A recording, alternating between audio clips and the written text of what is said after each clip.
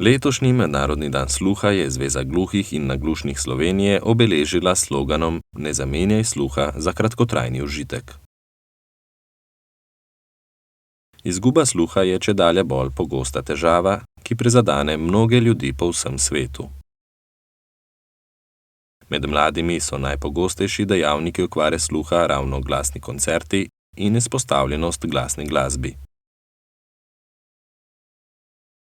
Svojo prisotnostjo so ob mednarodnem dnevu sluha v priljubljenem ljubljanskem koncertnem prizorišču Kino Šiška opozarjali na posledice glasne glasbe in preventivo tako, da so delili čepke za zaščito sluha.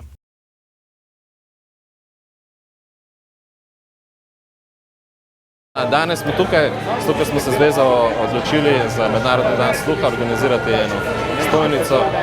Smo tukaj na Infopultu Kina Šiška, kjer ozaveščamo, delimo čepke. Po glasnih koncertih vemo, da nam rado piska, ko hočemo zaspati, se premetavamo in nam piska. Sam uporabljam čepke izdelane po meri, takole izgledajo, če bi si jih dal noter, jih v bistvu praktično sploh ne bi videli.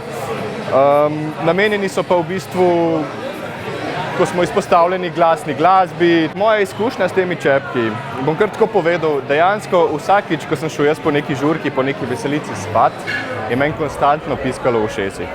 Odkar uporabljam te čepke, mi nikoli ne piska v ušesih, naslednji dan se počutim super. Tako da priporočil bi res vsem mladim, ki hodijo na žurke, da uporabljajo čepke.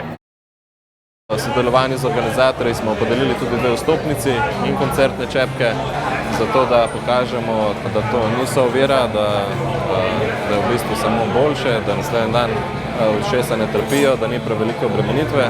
Čepki zmanjšajo jakost zvoka do 25 decibelov, kar je dosti bolj prijetno za ušesa, ampak vse zvoke v bistvu iz filtre spusti, tako da slišimo vse normalno. Okolico slišimo, samo z manjšo jakostjo oziroma z manjšo intenzivnostjo.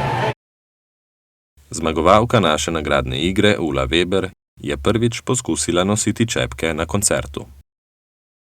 Jaz bom rekla, da sem zelo pozitivno presenečena, sem jih probala, zvok je res odličen, super se je čulo. Ko se pogovarjam z ljudmi, malo manj, ampak to ni tip slušalk, da bi se pogovarjal z ljudmi. Ko priješ na karte, čepke imaš na voljo, ampak bi mogli bolj, dajte jih vzeti, so zastonj, uporabite jih. Tudi kratkotrajna izpostavljenost v hrupnem in glasnem okolju ima lahko posledice za sluh. Zato ne zamenjajmo sluha za kratkotrajni užitek. Pomembno je, da sluh pravočasno zaščitimo tudi z uporabo čepkov, ki jakost glasbe zmanjšajo za približno 25 decibelov. A to ne vpliva na užitek med poslušanjem glasbe. Vseeno pa je dovolj za zaščito sluha. Ob mednarodnem dnevu sluha na Zvezi gluhih in naglušnih Slovenije tudi opozarjajo, kako pomembno je, da redno preverjamo sluh. S tem lahko zgodaj odkrijemo okvaro sluha in z upoštevanjem previdnostnih ukrepov zagotovimo, da bodo naša ušesa ostala zdrava.